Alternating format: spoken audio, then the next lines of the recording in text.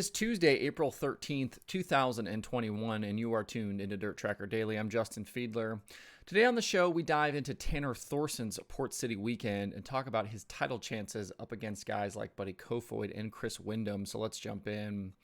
When I was talking about the USAC Midget weekend on the show yesterday, I got caught up in the Ryan Timms T-Mez stuff, and I wanted to double back today and talk about Tanner Thorson and what we've seen so far from the Midgets this season.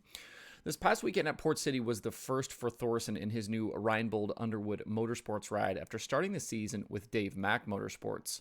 Following the Chili Bowl run for Dave Mack, it wasn't clear what the season held for Thorson and how many races he'd run in the Midget, but it seemed pretty clear he wasn't going to contend for the USAC Midget title. He ran the two Florida races for the team, getting two good finishes of 2nd and 8th, but then apparently afterward, things broke down.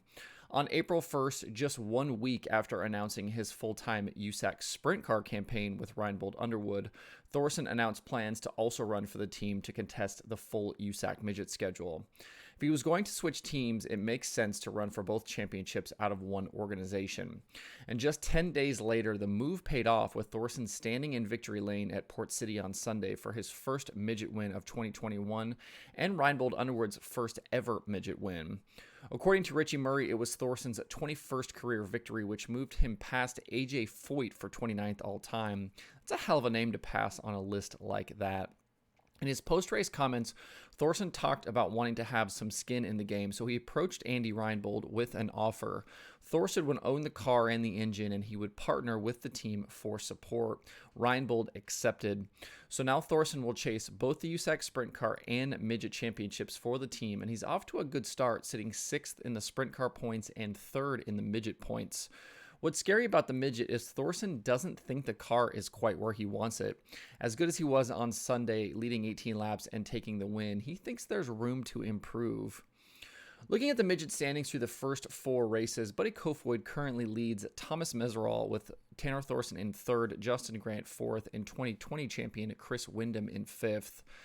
I've said this before, but I still think Kofoid is the favorite for the Midget title. He just keeps getting better and better, and he's won 4 of his past 8 USAC Midget starts.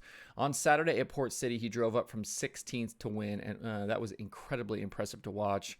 And his average finish over the last 5 races is 2.8, which is good for best in the series. It took him 19 races in 2020 before he got his first USAC Midget win, but since then has won 5 times in 14 races. Feels like Kofoid is kind of just getting started here.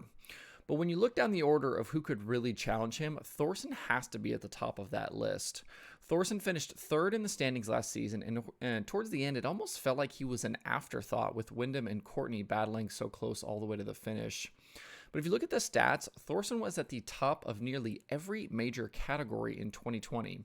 It's wild to look at his numbers and think he didn't win the championship.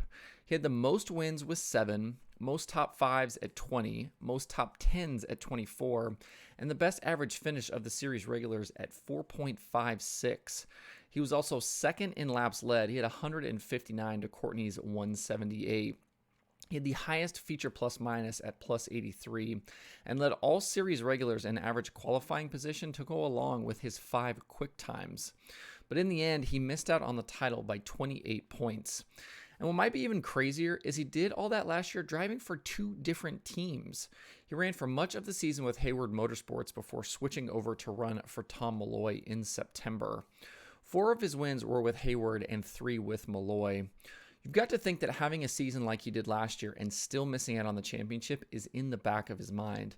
Now, obviously, Thorson has won a championship before back in 2016, but getting that next one has certainly got to be top of his mind. With Thorson more in control of his own destiny this season, owning the car and working on it himself, he could be in line for a good season, especially if he's able to get the car where he wants it in the coming weeks. For a driver that has bounced around as much as Thorson has between teams and car types in recent years, I hope he sticks where he's at for the year. A little stability here could go a long way for him in his pursuit of these championships. It's going to be very entertaining, I think, to watch, though, with him up against Kofoid, Grant, and Windom, looking to repeat with the Midgets. The USAC Midgets are back April 30th and May 1st at Kokomo Speedway. Let me know on social media or in the comments below what you think about Thorson and where he's at right now. I think he's probably one of the most talented drivers, at least in open wheel racing right now that we have. But it's strange, just to kind of see his progression and all the bouncing around from the teams, but still, being able to get the results and win a ton of races here. But let me know where you stand on Thorson. These first few days this week are a bit quiet on the racing front, but action does pick up back serious on Thursday. The All-Stars kick off a 4-race weekend at Virginia Motor Speedway before heading to Pennsylvania, and then hopefully we'll finally get to see the debut of the Flow Racing Night in America Late Model Series this week as they take on Tyler County Speedway in West Virginia. From there, it's a busy weekend with Lucas back for 2 shows, the Outlaws in Texas and Oklahoma. The USAC Sprint Cars have 3 Indiana races and a bunch more. I'm thinking maybe Thursday night we go live again on YouTube for another watch party and check out the All-Stars and Flow Racing late models. Let me know if you might be down to join in. I'll keep you posted on if I decide to do it and what time we'll make that happen. If you missed that before, we went live on YouTube a couple of weeks ago for the... Where were we at? We had the late models were at Farmer City for the Illini, and the World of Outlaws sprint cars were at Peevely. And we went live for something like 4 hours and just watched the races and talked about a bunch of stuff, had the chat roll and all of that. So let me know if that's something you might be interested in tuning into this Thursday. The only thing on the streaming schedule today is Flow Racing 24/7. To see the full daily streaming schedule with links to watch, visit DIRTRACKR.com/watch tonight.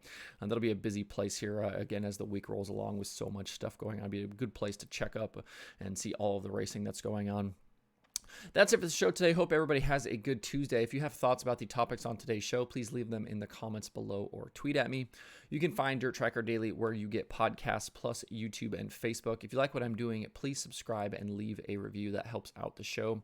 You can email the show at info@dirttracker.com. I do check those every single day. You can follow Dirt Tracker on Twitter, Instagram, Facebook, and TikTok at Dirt Tracker. That's DIRTRACKR.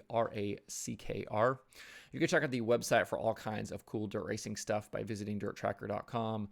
News, the analytics section, all of the different podcast episodes, videos. There's a track section, all kinds of stuff there. So check that out if you have not. Thanks everybody for tuning in. We'll see you tomorrow for more Dirt Tracker Daily.